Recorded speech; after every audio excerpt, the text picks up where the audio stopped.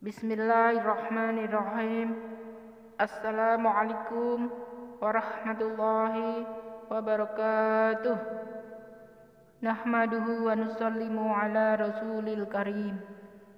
Dalam kesempatan kali ini saya akan membacakan beberapa hadis Nabi sallallahu alaihi wasallam mengenai salat yang sempurna. An Abdullah bin Abi Qatadah radhiyallahu anhu an Nabi radhiyallahu anhu qala Rasulullah sallallahu alaihi wasallam aswa'un nasi sariqatal ladzi yasriku salatahu qalu ya Rasulullah wa kayfa yasriku salata qala la yutimmu ruku'aha wa la sujudaha. Dari Sayyidina Abdullah bin Abi Qatadah radhiyallahu anhu, dari ayahnya radhiyallahu anhu, ia mengatakan bahwa baginda Rasulullah sallallahu alaihi wasallam bersabda, seburuk-buruk pencuri ialah seseorang yang mencuri salatnya. Sahabat radhiyallahu anhu bertanya, ya Rasulullah, bagaimana ia mencuri salatnya? Beliau menjawab, ia tidak menyempurnakan rukuk dan sujudnya.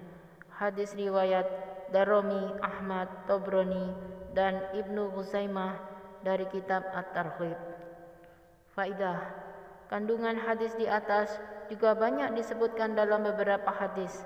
Pertama, hendaknya diperhatikan bahwa mencuri itu sendiri sudah merupakan perbuatan yang hina, dan orang yang mencuri akan dipandang orang yang hina.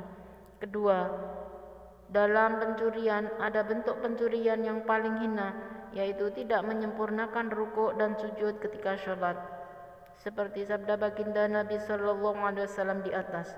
Sayyidina Abu Darda radhiyallahu anhu mengatakan bahwa baginda Rasulullah sallallahu alaihi wasallam pernah memandang ke langit lalu bersabda, "Kini waktunya ilmu akan dicabut dari dunia."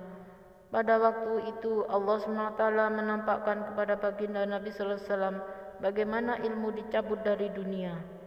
Sayyidina Ziyad radhiyallahu anhu bertanya, bagaimana ilmu akan dicabut sedangkan kita masih membaca Al-Quran, dan kami juga mengajarkan Al-Quran kepada anak-anak kami, dan anak-anak kami akan mengajarkannya kepada anak-anak mereka, dan begitu juga seterusnya.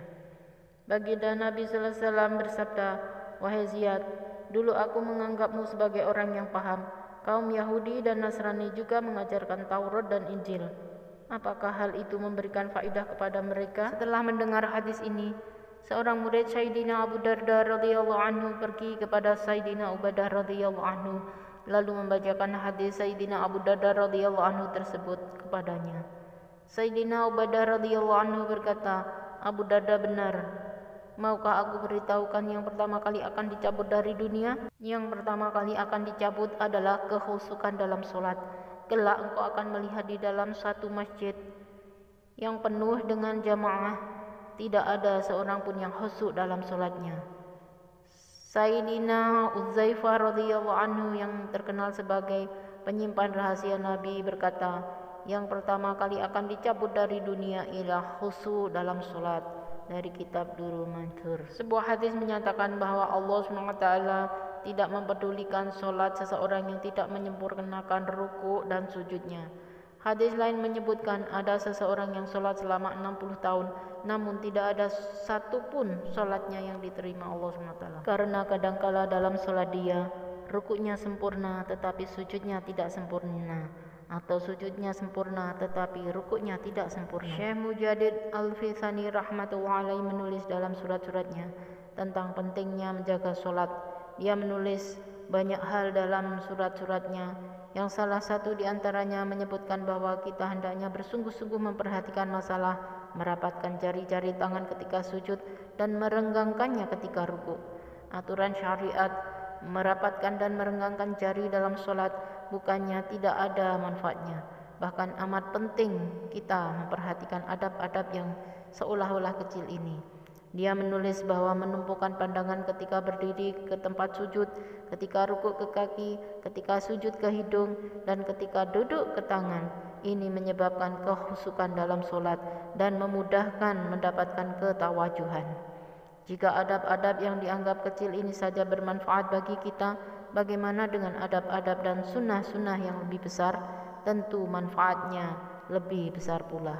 Demikianlah beberapa hadis yang telah saya bacakan mengenai keutamaan sholat dengan sempurna. Semoga Allah berikan kemudahan kita untuk melaksanakan sholat dengan sempurna, dan Allah berikan kemudahan kita untuk mengamalkan dan menyampaikannya. Terima kasih telah menyimak. Mohon maaf atas segala kekurangan. Wassalamualaikum warahmatullahi wabarakatuh.